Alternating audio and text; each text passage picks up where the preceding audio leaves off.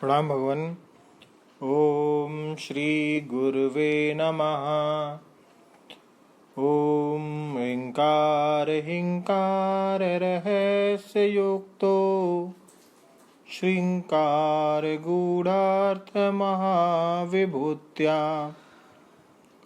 ओंकार मर्मः प्रतिबोधिकाभ्याम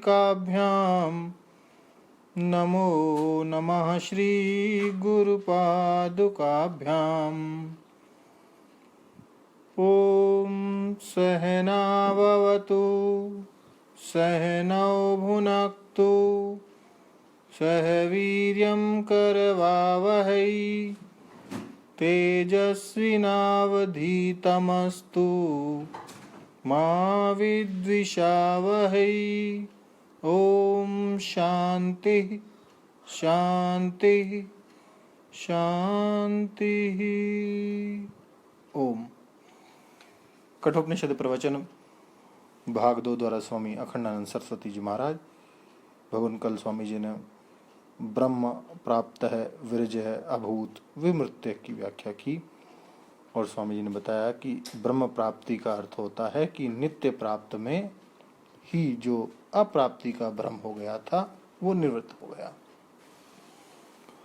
अब स्वामी जी व्रज अभूत की व्याख्या कर रहे हैं कि व्रज अभूत का क्या अर्थ हुआ कि जो यह समझता है कि धर्म के अनुसार स्वर्ग में, ब्रह्मलोक में, वैकुंठ में जाना होता है, बहिरंग धर्म से लोक परलोक की उन्नति होती है, और यह समझता था कि ज्ञान मिश्र अंतरंग धर्म हो तो ब्रह्मलोक और भक्ति मिश्र अंतरंग धर्म हो तो वैकुंठ, और जहाँ धर्म अधर्म दोनों निरुद्ध हो जाएं वहाँ समाधि योग वह समझ छूट गई, और जहाँ दोनों धर्म अधर्म बाधित हो जाएं, धर्म अधर्म का कर्ता, धर्म अधर्म की क्रिया, धर्म अधर्म वृत्ति, धर्म अधर्म फल, स्वर्ग नरक, सुख दुख दोनों जहाँ बाधित हो जाएं, वह आत्म धर्म उसे प्राप्त हो गया।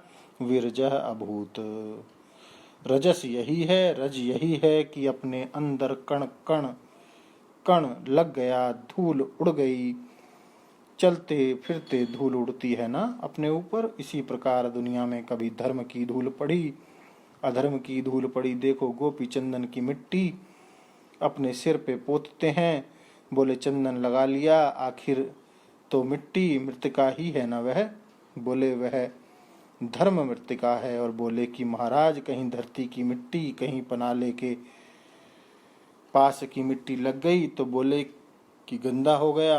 केसर अपने हाथ से पीसकर शरीर में पोतते हैं, आखिर तो मिट्टी है ना, गंध तो उसमें ज्यों की त्यों ही है। मल्यागिरी शरीर पर पोतते हैं, आहा सुगंधित हो गई। यह धर्म मृतिका है, मल्यागिरी धर्म मृतिका है। परंतु आप जानते हैं ईश्वर क्या है? वह मल्यागिरी ईश्वर का क्या है? वह ऋषभ देव का क्या है आप जानते हैं? वही जो एक दृष्टि से बहुत उत्तम होता है वह उत्तम दृष्टि से हीन हो जाता है। जो एक दृष्टि से बहुत उत्तम होता है वह उत्तम दृष्टि से हीन हो जाता है। तो लगाते हैं शरीर में माटी और बोलते हैं चंदन। जो शरीर को शरीर के रूप में जानता है उसके लिए न चंदन की जरूरत है न केसर की जरूरत है। और अरे मेकअप तो वो लोग लगाते हैं जिनके शरीर में कोई खराबी होती है। जो स्वयं शुद्ध बुद्ध मुक्त है उसको अपने को बढ़िया बनाने के लिए कर्म करने की, उपासना करने की क्या जरूरत है भाई। तो विरजः अभूत माने रजस को लगाकर, राग लगाकर, रंग लगाकर, पाउडर लगाकर जो हम अपने को सुंदर बनाते हैं वह धो दिया, सारा पाउडर की फेंक दो। हम जैसे हैं वैसे ही बहुत सुंदर हैं।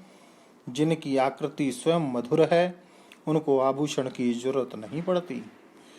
वलकल पहने हुए ही क्या पहाड़ी लड़की परम सुंदर नहीं मालूम पड़ती?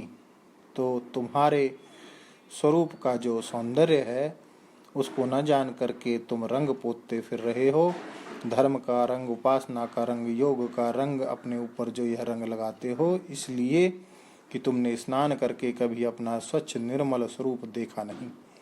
इतने स्वच्छ हो तुम कि उसमें कुछ रंग रोगन करने की जरूरत नहीं है। जब मकान का रंग बिगड़ जाता है तब उसमें रंग रोगन किया जाता है। अरे तुम ऐसी चीज हो जिसका रंग रोगन कभी बिगड़ता ही नहीं। विरजा अभूत। अन्यत्र धर्मात् अन्यत्रात् धर्मात्र अन्यत्रास्मात् कृता अकृतार्थ। तो अब इसकी व्याख्या भगवान लेते हैं हम अगले सत्संग में। ओम शांति शांति शांति। प्रणाम भगवान।